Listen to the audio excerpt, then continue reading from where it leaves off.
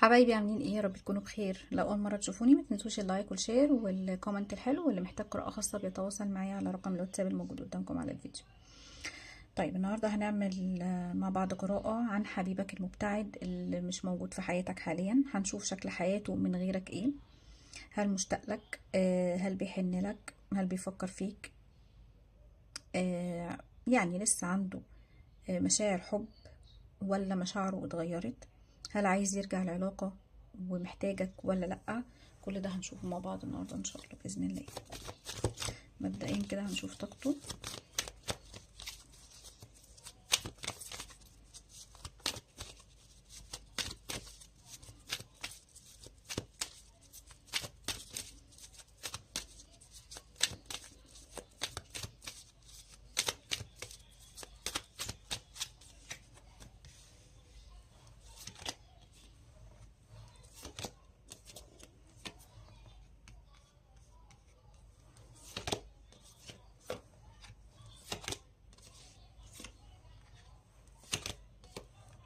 طيب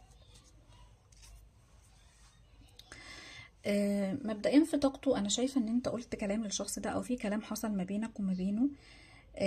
الكلام ده مؤثر فيه بنسبة كبيرة جدا، يعني شايفة ان الكلام مؤثر فيه بشكل غير عادي. شايفة ان هو مش قادر ان هو يتخطى الكلام دوت، مش قادر ان هو ينساه. ممكن يكون كلام حلو، كلام ايجابي، ممكن يعني اطراء، كلام حب، كلام رومانسية، كلام حلو كان متعود ان هو يسمعه منك ودلوقتي مش بيسمعه. فشايفاه طول الوقت بيفكر في الكلام دوت، مش قادر ينساه، مش قادر ان هو يتخطاه، طول الوقت بيسترجعه. شايفة كمان ان الشخص ده بجانب ان في كلام حلو كان بينك وبينه هو بيسترجعه، بس في نفس الوقت برضو كان في مواجهات ما بينك وما بينه، ومواقف معينة حصلت ما بينك وما بينه مش قادر ينساها ولا قادر يتخطاها. يعني مش قادر ينسى الحلو ولا قادر ينسى الوحش. لدرجة يعني بدرجة كبيرة جدا هو مش قادر ينساها، لدرجة ان انت ممكن تكون يعني تندهش، هو ازاي لسه فاكر الكلام، هو لسه ازاي فاكر التفاصيل، لسه فاكر الديتيلز اللي كانت حصلت ما بينك وما بينه. تمام، يعني كأن الحاجات دي حصلت دلوقتي حالا، مش بقالها فترة او مش بقالها مدة. تمام. طيب الشخص ده شوية عنده احساس ان كل الناس اللي حواليه هتغدر بيه، يعني كل الناس اللي حواليه مشاعرها مش حقيقية، الناس اللي حواليه مش صادقة، مش بيثق في حد. شايف ان هو لازم يكون حريص قوي آه، في كل حاجة حواليه. تمام. يعني شايف ان هو لازم كمان يحافظ على اسراره، ومش لازم يقول كل حاجة بتحصل، مش لازم اللي حواليه يعرفوا تطورات حياته.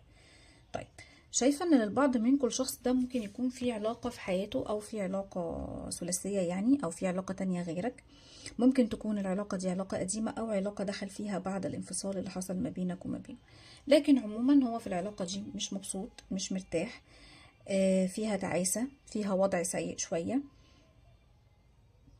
شايفاه برضو شوية بيفكر في مسؤوليات كانت حواليه. شايفة ان هو عايز يتخلص من بعض الضغوط اللي ممكن تكون مؤثرة عليه، لان انا شايفة ان في ضغوط كتيرة جدا حوالين الشخص دوت. طيب الابراج اللي ظاهرة قدامي برج الحوت والحمل والعذراء والجدي والدلو والعقرب. طيب هنشوف طاقتك انت.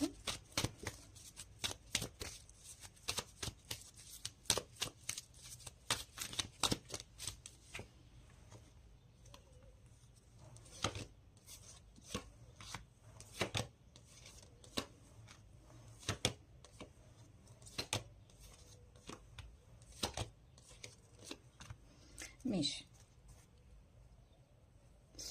انت ما بينك وما بين نفسك شايف ان الشخص ده شوية في حد مسيطر عليه، في حد بيملي عليه آراءه، في حد بيوجهه، في حد بيبعده عنك، في حد متسبب بنسبة كبيرة جدا في الانفصال اللي حاصل ما بينك وما بينه، في حد هو مديله ودنه وبيسمعه ومركز معاه كويس قوي.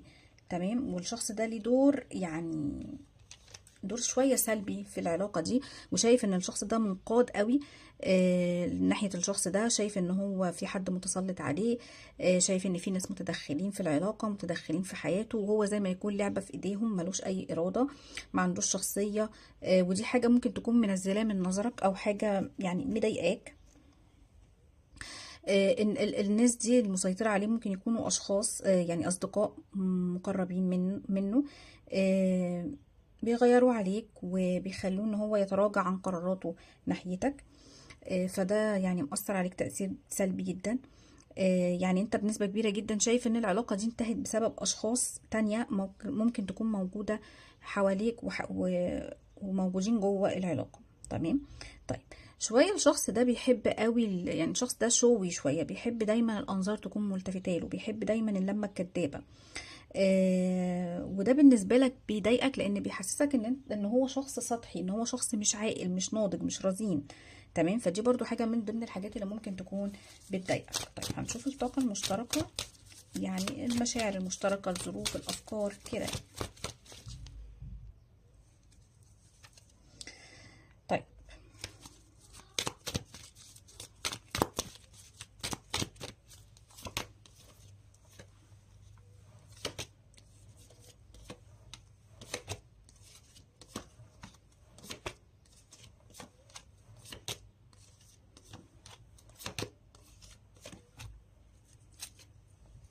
شايفة ان انتوا تعبتوا بعض بنسبة كبيرة جدا. تمام. لان العلاقة دي فيها تناقض شوية.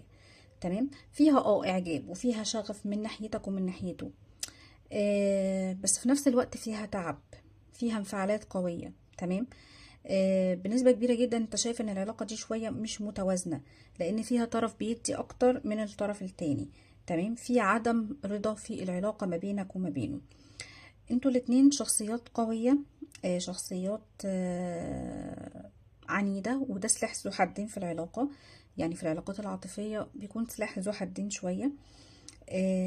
مش شرط طول الوقت بيكون ايجابي، ومش شرط بيكون سلبي. تمام. طيب، شايفة كمان ان انتوا رغم كده كنتوا بتختلفوا على مشاكل تافهة جدا ممكن كانت بتحصل ما بينك وما بينه، يعني ما تستاهلش، ولكن كنتوا بتشوفوا ان الامور بتتطور للأسوأ بصورة كبيرة جدا. تمام. شايفة ان كل واحد منكم ابتدى صبره على الطرف التاني يخلص، او بدأ رصيد الصبر يخلص عندك وعنده. لان زي ما قلت لك انتوا كنتوا بتتخانقوا على حاجات معينة، وشايفة ان درجة تحملكم قلت. يعني ممكن تكونوا منكم يعني صبرتوا كتير، فخلاص بقى ما عندكوش قدرة على التحمل اكتر من كده. تمام. شايفة برضو ان الشخص ده شوية ضعيف من غيرك، وكان بيتمنى ان هو ينساك، كان بيتمنى ان هو يبعد عنك. لكن لما بعد عنك وانت بعدت عنه، آه يعني ما قدرش ان هو يتخطاك، ولا قدر ان هو ينساك. ما كانش حاطط في اعتباره في اوقات كتيره جدا ما كانش حاطط في اعتباره ان هو ممكن يرجع لك مره تانية. زي ما قلت لك كان عايز ينساك، وممكن يكون حاول ان هو يعمل كذا حاجه عشان ينساك. ولكن للاسف كان دايما بيشتاق وبيحن. مش للاسف طبعا، دي اكيد حاجه ايجابيه بالنسبه لك، كان دايما بيشتاق وبيحن وبيرجع لك تاني. تمام. زي ما قلت لك حاول ان هو يتخطاك، ولكن ما قدرش. الشخص ده بيعاني ان هو ضعيف قدامك، او بيعاني من ضعفه، او ان هو حزين من غيرك، او ان هو مش لاقي نفسه من غيرك. شايفة بنسبة كبيرة جدا الشخص ده حاول ان هو يشغل نفسه عنك، ولكن ما قدرش ان هو يبعد نفسه عنك. شايفة ان ممكن في بداية الانفصال الشخص ده ما كانش بيحاول ان هو يعرف حاجة عنك، ممكن حاول ان هو يبعد، مش عايز يعرف حاجة عنك، وحاول ان هو ينساك. ولكن بعد كده حصلت تقلبات ما بينك وما بينه. بقى بيتجسس عليك، بقى خايف قوي ان انت تكون مع غيره، ان انت تدخل في علاقة تانية، بقى بيغير عليك قوي. وخايف وقلقان لان هو كمان ممكن يكون ابتدى شيء يشوف ان انت عايز تشوف حياتك، او عايز تشوف نفسك، او عايز تبص لنفسك. تمام. ابتدى يشوفك ان انت دلوقتي بقيت في طاقة جاذبية اكتر بكتير جدا مما كنت عليه. بقيت جذاب، وبقيت مركز قوي قوي قوي معاه. يعني سوري، بقيت جذاب بالنسبة له، هو بقى مركز قوي معاك، وبقى مركز في تفاصيلك، مفتقدك جدا. وفي نفس الوقت زي ما قلت لك عنده شكوك قوية جدا ناحيتك، وعايز يعرف كل حاجة عنك. طيب، هنشوف بقى هل هو عنده رغبة للعودة، وان هو يرجع العلاقة دي تاني، وان انتوا تكونوا موجودين في حياة بعض تاني، ولا خلاص.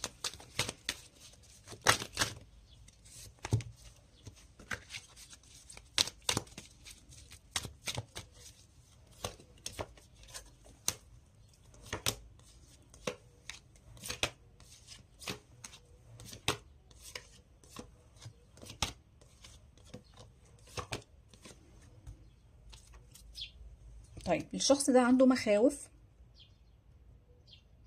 فعشان كده هو بينسحب من العلاقة، بينسحب من العلاقة عشان خايف، او انسحب من العلاقة عشان خايف. تمام. ولكن في نفس الوقت هو بيلوم نفسه، بيأنب نفسه، وزعلان علشانك، وزعلان علشان خسر العلاقة دي وفقدها، لان هو شايف ان هو حاليا حياته فاضية من غيرك، لان انت شخص ليك مكانة قوية جدا في قلبه، محدش قادر ان هو يوصل لها، محدش قادر ان هو ياخدها. شايفة ان فراقك كسر قلبه بنسبة كبيرة جدا، وعايز العودة وعايز الاستقرار. تعب قوي وحارب نفسه، وحارب كمان رغبته في الرجوع ليك، لان رغبته كانت قوية جدا في الرجوع، واوقات كتيرة جدا كان بيحارب نفسه. تمام. شايفة ان انتوا الاتنين محتاجين لبعض، وشايفة ان انتوا لازم تتكلموا، لازم تفتحوا قلوبكم لبعض، ولازم تحلوا مشاكلكم. آه، شايفة ان هو عايز يبني اللي هدمه، لان هو عارف ان هو ليه دور كبير جدا في هدم العلاقة، وعايز يبني اللي هدمه، لان انتوا خسرتوا بعض وعاندتوا بعض، انتوا الاتنين يعني عاندتوا بعض بصورة كبيرة جدا، وانتوا الاتنين خسرانين. في اخطاء كتيرة جدا في العلاقة دي لازم تتصلح، لازم تغيروا مسار العلاقة. شايفة ان الرجوع موجود ما بينك وما بينه، ولكن بالنسبة له الرجوع ده تحدي، بس هو قادر عليه، وهيقوم بالتواصل، وهيحاول ان هو يقرب منك، وهيحاول ان هو يكون معاك، لان الشخص ده عنده شغف قوي جدا ناحيتك، وعنده احساس قوي جدا ناحيتك، وحاسس بيك، وعايز يقرب منك، وعايز يكون معاك، ومش قادر ان هو يبعد عنك، ولا قادر ان هو يتخطاك، ولا قادر ان هو ينساك، ولا ينسى العلاقة. تمام. طيب حبايبي، دي كانت قراءتنا النهارده، اتمنى يا رب انها تكون عجبتكم. يا ريت لو الفيديو عجبكم ما تنسونيش في لايك وشير وكومنت حلو. باي باي.